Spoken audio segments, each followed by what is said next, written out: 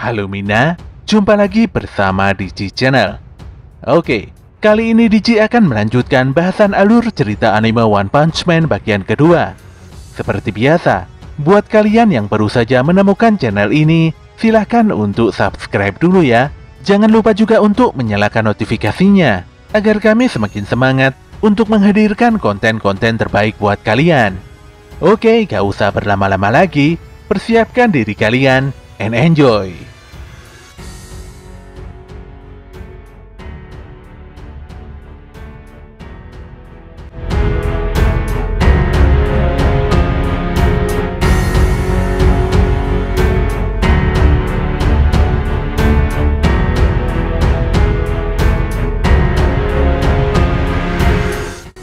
Dahulu kala, ada seorang ilmuwan muda yang sangat jenius. Dia memiliki kecerdasan yang sangat luar biasa, dan dia telah memberikan banyak kontribusi pada dunia. Namun setelahnya dia mulai kecewa dengan dunia ini. Meskipun banyak yang memuji kejeniusannya, namun tidak ada seorang pun yang mengakui teori buatannya.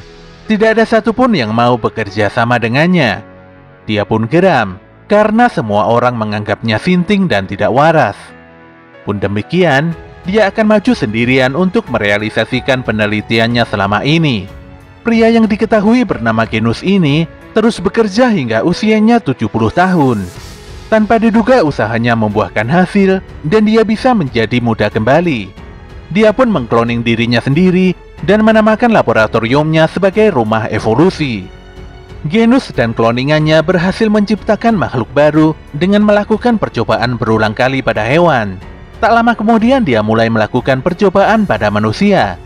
Itulah penjelasan singkat dari si gorila pada Saitama dan Genos. Intinya, Genos tertarik dengan tubuh Saitama yang kuat untuk melampaui umat manusia.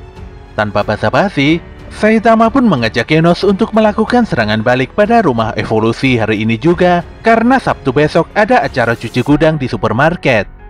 Sementara itu di rumah evolusi, Genos dan kloningannya sangat kaget karena pasukan monsternya dimusnahkan dalam sekejap. Selain itu mereka juga bingung karena Saitama dan Genos akan segera datang. Genos sangat khawatir kalau semua penelitiannya selama ini akan dihancurkan. Dia pun tidak ada pilihan lain dan memerintahkan kloningannya untuk mengeluarkan kartu asnya, yaitu si monster Asura Kabuto. Walau sangat beresiko, dia juga menyiapkan banyak jebakan di lantai 1 hingga 8 untuk menghentikan Saitama dan Genos. Dalam sekejap mata, Saitama dan Genos telah sampai di rumah evolusi dengan berlari saja. Tanpa banyak bicara, Genos langsung meledakkan 8 tingkat bangunan rumah evolusi dengan sekali serang hingga rata dengan tanah. Mereka berdua pun menemukan sebuah jalan rahasia menuju tempat mencurigakan di bawah tanah. Di lokasi yang sama, monster Kabuto telah membantai semua kloningan Genos. Genos pun menyapa Kabuto yang hingga kini sulit dikendalikan. Walau memiliki fisik dan kecerdasan tinggi, namun Kabuto adalah monster yang mentalnya tidak stabil. Genos pun tidak peduli jika dia dibunuh Kabuto. Dia lantas menginformasikan tentang sampel penting yang sangat kuat dan hanya bisa dilawan oleh Kabuto saja. Genos meminta Kabuto untuk menangkap Saitama, hidup atau mati. Kabuto pun langsung mendatangi Saitama dan menyeruduk Genos hingga terkencet dinding. Dia lantas mengajak Saitama berduel di sebuah ruangan khusus bertarung. Namun saat hendak bertarung, Genos melepaskan semburan api besarnya pada si Kabuto. Dia berlari secepat kilat dan menyerang Kabuto dengan kobaran api. Selain itu, Genos juga melepaskan machine gun blow dan menghujani Kabuto dengan tinju apinya. Sayangnya Kabuto sangat kuat. Dia menghempaskan Genos dan menghentikan serangan api hanya dengan tiupan saja. Melihat monster Kabuto yang nampaknya kuat, Saitama pun sedikit bersemangat. Genos yang kesakitan ingin menyaksikan pertarungan Saitama melawan Kabuto dengan kepalanya sendiri. Bagaimanapun juga, dia menjagokan sosok Kabuto yang merupakan monster terkuat dari rumah evolusi. Namun Genos sangat kaget ketika melihat Kabuto menjauh ketakutan sesaat setelah mendekati Saitama. Kabuto sendiri sadar kalau tadi dia menyerang Saitama, dia pasti langsung mati.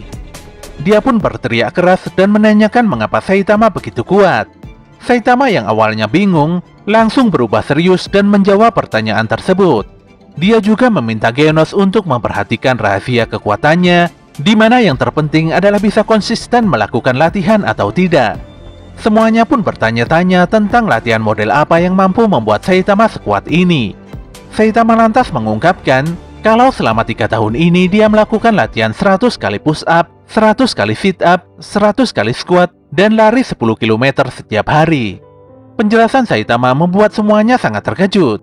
Awalnya Saitama memang merasa kesulitan dalam menerapkan latihan ini. Dia pun berpikir untuk istirahat sehari saja. Namun untuk menjadi hero yang kuat, dia harus selalu berlatih walau keadaan begitu sulit. Tanpa diduga, dalam waktu 1,5 tahun muncul perubahan fisik, di mana Saitama menjadi botak dan kekuatannya meningkat tajam. Itulah rahasia kekuatan Saitama. Rumah evolusi yang menggunakan cara instan tidak akan mungkin sanggup melampauinya. Namun si Genos malah marah dan menganggap Saitama hanya bercanda saja. Menurutnya, latihan Saitama hanyalah latihan pembentukan otot biasa, dan porsi latihannya sama sekali tidak berat atau biasa-biasa saja.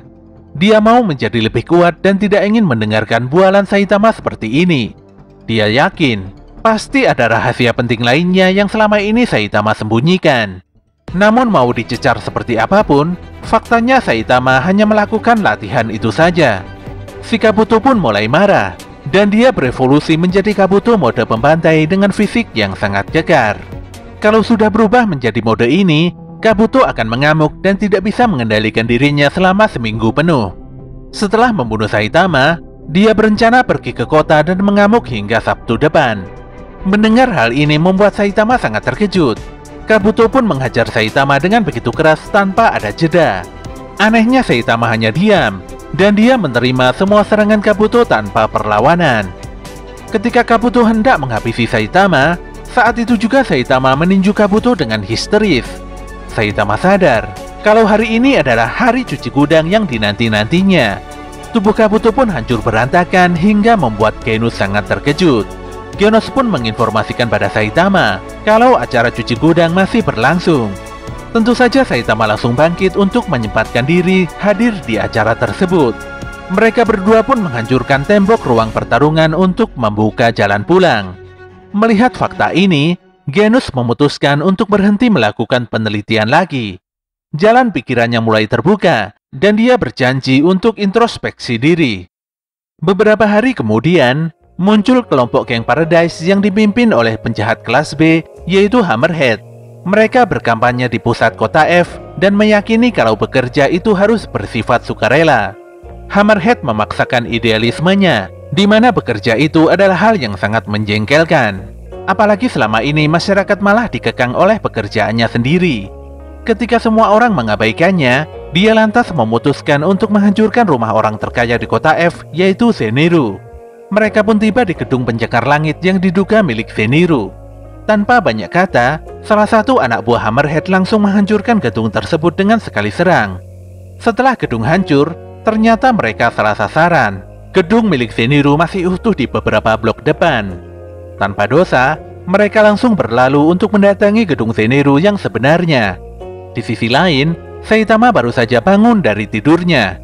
Dia pun melihat informasi tentang kegaduhan yang diakibatkan oleh geng Paradise di TV. Sebenarnya Saitama tidak begitu peduli pada berita tersebut. Namun saat mengetahui kalau semua member geng adalah pengangguran tidak jelas dan semuanya berkepala botak, dia pun langsung tersentak. Dia lantas mengenakan baju hero-nya dan segera pergi ke TKP untuk mencegah citranya yang mungkin saja jadi buruk di mata masyarakat. Sementara itu di TKP situasi semakin tidak bisa dikendalikan. Hammerhead dan anak buahnya menghancurkan banyak fasilitas umum. Bahkan para polisi yang bertugas tidak mampu menghentikan amukan geng Paradise. Di saat genting tersebut, muncullah seorang hero yang mengayuh sepedanya untuk menghentikan pergerakan geng Paradise. Dia adalah Mumen Rider, seorang ksatria tanpa SIM. Sayangnya si Mumen Rider langsung terkapar begitu saja dengan sekali sikat. Di tempat lain, Zenitsu tidak ingin kabur dari gedungnya karena takut reputasinya akan hancur di masyarakat. Saat itu muncul seorang ninja modern yang bernama Sonic di dalam ruangan Zenitsu. Dikarenakan masih memiliki kontrak dengan Zenitsu, Sonic berjanji akan membereskan semua geng Paradise. Dia pun menemui gerombolan Paradise di sebuah hutan dan akan membantai semuanya tanpa terkecuali. Hammerhead lantas memerintahkan semua anak buahnya untuk maju dan membunuh Sonic. Sayangnya semuanya dipenggal habis oleh Sonic dan hanya menyisakan si Hammerhead saja. Tentu saja Hammerhead mulai ketakutan, dan dia melempari Sonic dengan banyak batu-batu besar. Hebatnya, Sonic mampu menghindari semua serangan beruntun Hammerhead, dan dia melesat sangat cepat untuk menghabisi si pria gundul tersebut. Hammerhead yang tidak mampu melihat pergerakan Sonic, langsung menarik batang pohon besar dan menghempaskannya tepat di jalur lintasan Sonic. Sayangnya dia langsung KO ketika Sonic melesatkan kunainya tepat di belakang kepala Hammerhead. Anehnya, si Hammerhead langsung lenyap begitu saja ketika Sonic masih sibuk menelpon Zenitsu. Ternyata si Hammerhead lari tunggang langgang meninggalkan Sonic. Lapisan tengkoraknya sangat tebal hingga kunai Sonic tidak mampu menembusnya. Dalam pelariannya, dia bertemu dengan Saitama yang sepertinya tersesat dan tidak tahu jalan. Awalnya Hammerhead mengira kalau Saitama ingin masuk ke dalam geng Paradise karena sama-sama gundul. Namun di sini Saitama sengaja mencari Hammerhead hanya untuk membuat perhitungan. Sontak saja si Hammerhead langsung membokem Saitama dengan tinju supernya hingga menimbulkan ledakan yang lumayan besar. Namun dia sangat terkejut saat melihat Saitama masih berdiri di depannya. Saitama sendiri agak kecewa karena kekuatan Hammerhead biasa saja. Dia pun mengejek kostum Hammerhead yang sangat norak. Tentu saja si Hammerhead sangat marah dan langsung mengerahkan kekuatan berputarnya. Namun serangan tersebut bisa dihentikan dengan mudah oleh Saitama. Dengan sekali pukul, Saitama berhasil menghancurkan kostum Super Hammerhead hingga hancur berantakan. Saitama lantas meminta Hammerhead untuk tidak berbuat jahat lagi. Dan tentu saja si Hammerhead langsung kabur mengambil langkah 1000. Ketika Saitama mau pulang, tiba-tiba saja Sonic menghentikan langkahnya. Dia yang tidak tahu apa-apa, langsung mendapatkan serangan kunai dan pedang Sonic.